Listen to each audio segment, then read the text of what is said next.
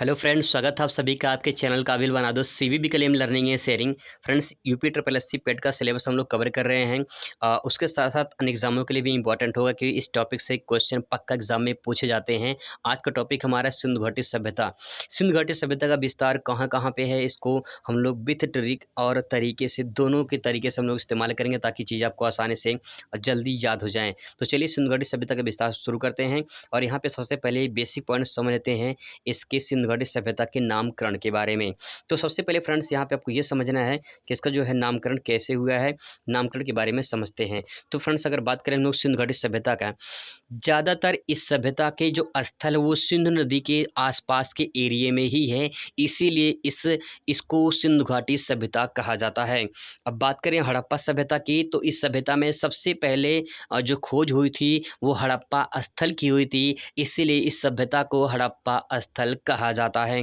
इसके बाद अगर बात करें कांस्य युग सभ्यता की, तो इस सभ्यता में सबसे पहले कांस्य का प्रयोग किया गया था। इसमें जो है कॉपर यानी तांबा में टिन मिलाकर कांसा बनाया गया था और उसमें जो है कांसा का प्रयोग किया गया था, इसलिए कांस्य युग सभ्यता कहा जाता है। इसके बाद यहाँ बात करें नगरीय क्रांति की, तो नगरीय क्रांति इस सभ्यता में सबसे पहले नगरीय की व्यवस्था मिलती है, इसीलिए इसे प्रथम नगरीय क्रांति भी कहते हैं। तो फ्रेंड्स ये पॉइंट यहाँ पे विस्तार से समझ सकते हैं। नामकरण के बाद फ्रेंड्स अब समझते हैं इसके विस्तार के बारे में। विस्तार के बारे में विस्तार से अच्छे समझेंगे, यहाँ पे बहुत ही बेहतरीन तरीके से समझेंगे हम लोग यहाँ पे। तो फ्रेंड्स सबसे पहले ये बात करते हैं, ये आपका हो जाएगा नॉर्थ, ठीक है, ये हो जाएगा साउथ, इधर हो जाएगा वेस्ट और इधर हो जाएगा ईस्ट। तो चारों दिशाओं में जो इसके स्थल हैं सबसे पहले उनकी बात करते हैं। यहाँ पे ये मांडा है, इसके बाद यहाँ पे सुतकागेडोर, ये है आपका दैमाबाद और इधर पड़ेगा आलमगीरपुर। अब इसको विस्तार से समझते हैं किस नदी के तट पर स्थित है और किस राज्य में स्थित है और वर्तमान में स्थिति इसकी क्या है। आइए इसको हम लोग ट्रिक के माध्यम से याद करते हैं। तो फ्रेंड्स आपके सामने ये है जो पूरा डिटेल आपको समझना है और इसका स्क्रीनशॉट आप ले लीजिए ताकि इसका रिविजन आप बाद में कर सकें। तो फ्रेंड्स यहाँ पे हम लोग विस्तार से हम समझेंगे। यहाँ पे मांडा है, मांडा वर्तमान में देखा जाए तो ये है आपका जम्मू कश्मीर में अखनूर जिला में पड़ता है और चेनाब नदी के तट पर स्थित है, ठीक है। अब इसको याद करना है फ्रेंड्स, यहाँ पे आपको एक वर्ड लेना है, यहाँ पे लेना है माँ, ठीक है, यहाँ पे लेना है माँ और यहाँ से लेना है, यहाँ पे लेना है आपको नाव। तो हम कह सकते हैं यहाँ से आप कहेंगे कि ये माँ की नाव है, ठीक है, माँ की नाव।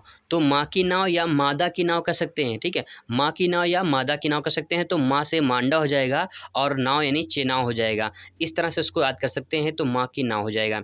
अब इसके बाद यहाँ पे इसके बाद अगर इसको याद करेंगे आप सुतगागेडोर, सुतगागेडोर जो है ये दोस्तों पाकिस्तान में पड़ता है और ये जो है पाकिस्तान के बलूचिस्तान में पड़ता है, दसक नदी पे, दसक नदी के किनारे पे पड़ता है, ठीक है, सुतगागेडोर। तो यहाँ पे इसका जो ट्रिक फ्रेंड्स, यहाँ पे ये 10 लिखा हुआ है, यहाँ पे 10 और यहाँ पे, तो आप कह सकते हैं कि ये 10 लोग को सुता दो, ठीक है, और डोर से बांध दो।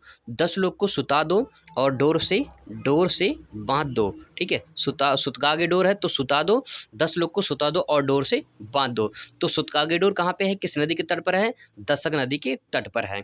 इसके बाद फ्रेंड्स यहाँ बात करें जो है दैमाबाद की, दैमाबाद जो है महाराष्ट्र में पड़ता है और ये जो है पड़ता है आपका अहमदनगर ज़िला में, जो प्रेजेंट टाइम में नाम है अहमदनगर ज़िला जो महाराष्ट्र में है, वहाँ पड़ता है दैमाबाद।